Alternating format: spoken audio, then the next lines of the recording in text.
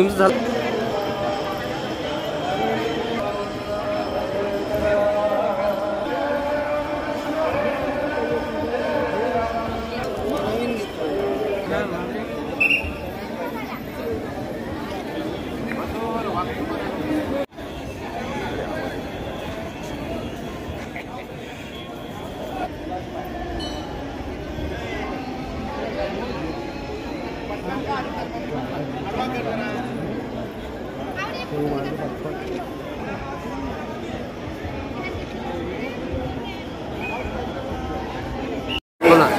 जय गजानन जय श्रीराम।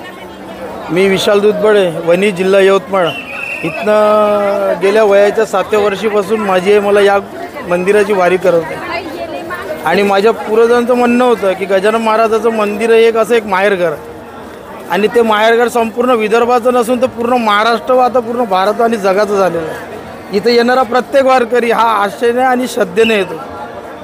त्याची आशा आणि श्रद्धा त्या माहेरासारखी जी असते ती इथं मिळतात आणि इथली शांती, इथली शिस्त जे शंकरभाऊ सांगून गेले आणि ते आज दादाभाऊ चालवून राहिले। या सर्व सुविधा विश्वामध्ये कोणत्याच मंदिरात नाही आणि ती शांतीसुद्धा कोणत्या मंदिरात नाही।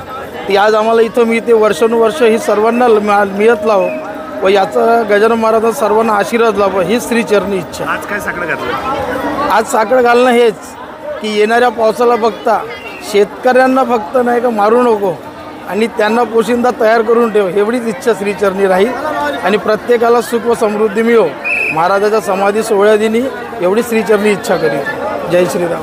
आला तुम्ही यवतमाळवरून आज महाराजांची पुण्यतिथी आहे। त्यानिमित्ताने मी दरवर्षी जवळपास 15-16 वर्षापासून येत आहे माऊलीच्या दर्शन। वाटते मस्त चांगलं वाटतं।